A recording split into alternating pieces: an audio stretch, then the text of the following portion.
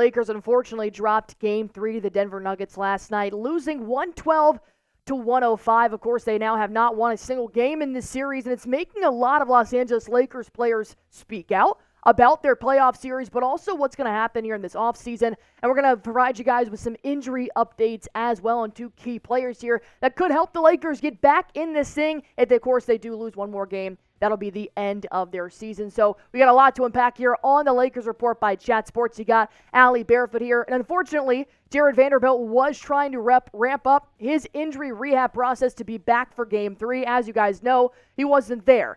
Vanderbilt has not played since February 1st, since he hurt his foot against the Boston Celtics. Obviously, a huge defensive asset here for the Lakers, one of the best perimeter defenders in the NBA. He was averaging about a couple of steals a game for the last 5 games before he got injured in February.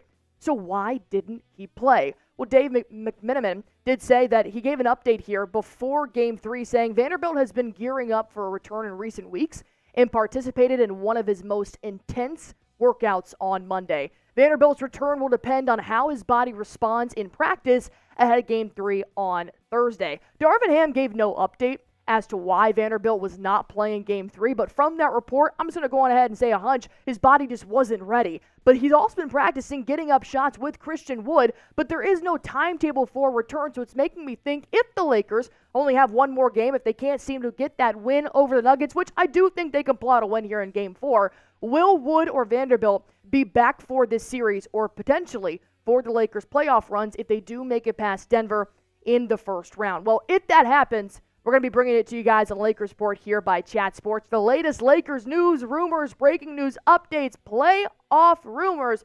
We are going to have it right here. There's one more game in this series if the Lakers cannot finish, so hopefully we'll have more updates for you guys after a Game 4 victory. All you guys have to do is subscribe now.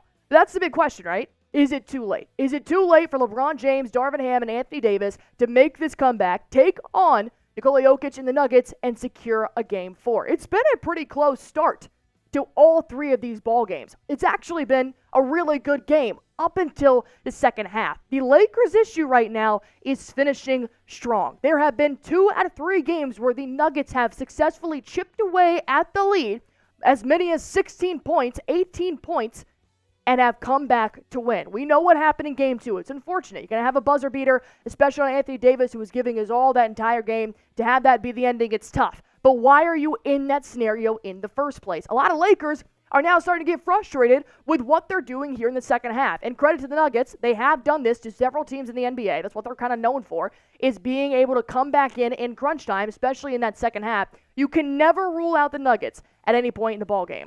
And Austin Reaves, after they lost Game 3, said, look, there was a turning point tonight, and earlier in the series, our third quarters have been atrocious. So Reaves thinks it's starting here in this third. That's when they start to chip away at the lead. As you guys can see, Game 1, 32-18, Denver. 25-20, Denver. 34-22, Denver. They're outscoring the Lakers in the third quarter, and that's really what's harping on the Lakers from having any success in this series. If they could play the exact same way they played in the first half or the last half, they possibly could have the lead here, a 3-0 lead. But it's got to start on the defense, which is why I do think Vanderbilt being missing this series is really starting to hurt the Lakers here.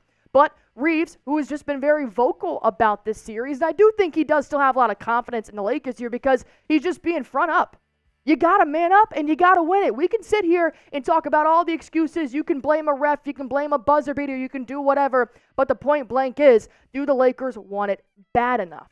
Or are there too many internal distractions going on? External, or their futures they're worrying about here? When Reaves is just pretty much saying, I don't care who we're facing, you man up, you go out there, and you win. You can make third quarter adjustments, Darvin Ham. That's not illegal in the NBA. You can start to have a better defensive plan for Game 4 if that is your main issue here. But I'm starting to wonder if the Lakers and Darvin Ham aren't on the same page here. Maybe it's an internal crisis. Maybe there's internal distractions that are keeping the Lakers from playing at their peak. Because you'd think after Game 1, being outscored in the third quarter by the Nuggets, Darvin Ham would respond by Game 2, but that wasn't the issue. And the Lakers are not very happy with Darvin Ham. And I get it. It's always easier to blame the coach when a team loses and everything like that. I know that's part of his role, is to take that blame at some point because his name will be on the headlines. But I know that Anthony Davis and now Austin Reaves are basically saying, what are we doing? Why are we not making adjustments? When is this going to change?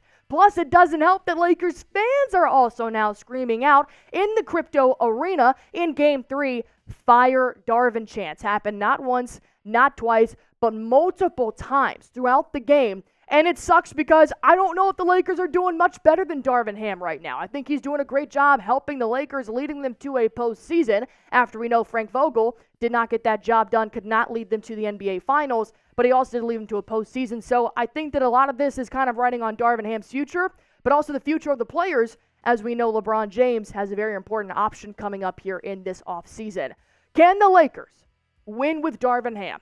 I want you guys to go ahead and comment why or why not down below. If you think this is a Darvin Ham issue, if you think this is a Lakers issue, just not performing right now well in the series, or an overall player roster move. I want you guys to go ahead and comment why or why not down below. Why you guys are doing that, I also want to make sure that you guys have the inside scoop on the #1 daily fantasy sports app happening right now in over 30 states across the country. You guys can test out your skills, not just NBA, also MLB, NHL, League of Legends, Call of Duty. They've got tennis. They've got NFL when that season rolls back around, even college prize picks that you can make. And if you're wondering, what the heck is this? Well, all you guys have to do when you go to prizepicks.com/CLNS is just pick more or less on a player's projected stats. That is all you have to do. You just pick them between 2 to 6 players, and you can win up to 100 times your money with as little as 4 correct picks. Because I play Prize Picks so often, and because I do partake in a lot of their promotions, I got a free entry. So I'm like, let's do it.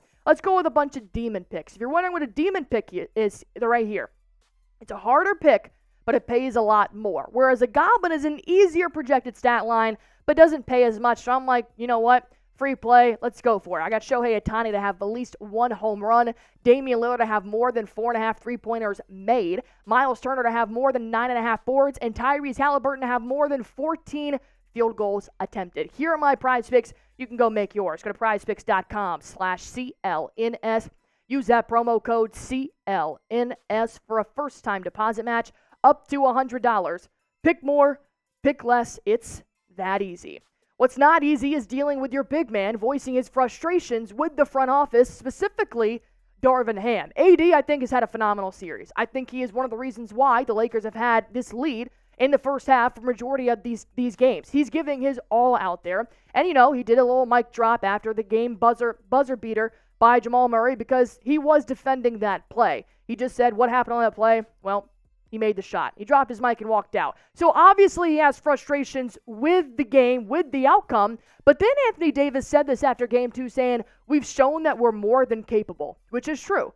We have had stretches where we don't know what we're doing on both ends of the floor. That right there is a passive-aggressive statement to the person calling the plays on both ends of the floor. The players obviously have the ball in control, but the coaches, specifically Darvin Ham, is going to be the one that's going to lead them. So when Anthony Davis makes this comment, yeah, you can be frustrated about the game, but you're obviously more frustrated with the internal choices that the Lakers front office have given you. And I feel bad for AD. I feel bad that he's trying to help this series win. LeBron is. Austin Reaves is. D'Lo, it's a little bit of a different question there after Game 3. But I do think the Lakers want this.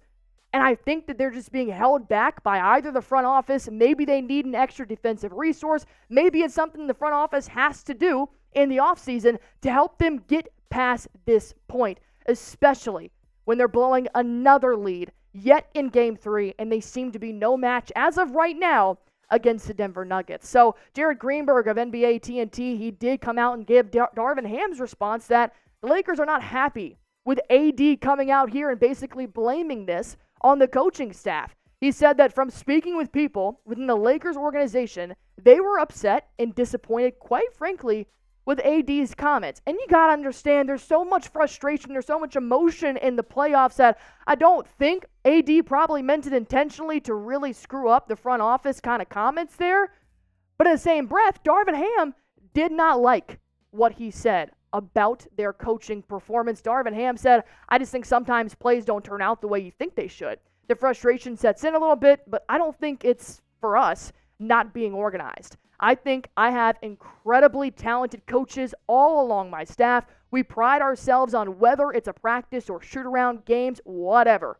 We pride ourselves on being highly efficient organization. So I would just chalk that up to being frustrated. You know, it's an emotional game and the way that it ended and all that. But I'll agree to disagree on that one. And I will stand by this. I know Tim Bontemps said this a little bit earlier, that can the Lakers do better than Darvin Ham? And I know that there is this coach roulette going around the NBA, and I do think Darvin Ham is in terms a successful coach for getting his team to the NBA playoffs, but you can get him there, but what are you going to do while you're there? Because as of right now, I just see you losing 3-0. With LeBron's pending player option and AD's frustration, you start to wonder if this is it. If 6 years is enough for LeBron and AD to be on the same team. They've gone through several head coaches while being in LA, and they're still not where they want to be since the bubble, and it's making me wonder, will this playoff have any effect on the offseason decisions that the front office will make in terms of coaching and personnel? With that being said, do you think it's a coaching issue? Should the Lakers fire Darvin Ham, just like the Crypto Arena was screaming out? Is that through frustration, or is there really an issue here with the head coaching position? Type Y for yes, type N for no. And like I said, anything and everything Los Angeles Lakers, you guys are going to get it right here on YouTube for free. So hit that sub button for me.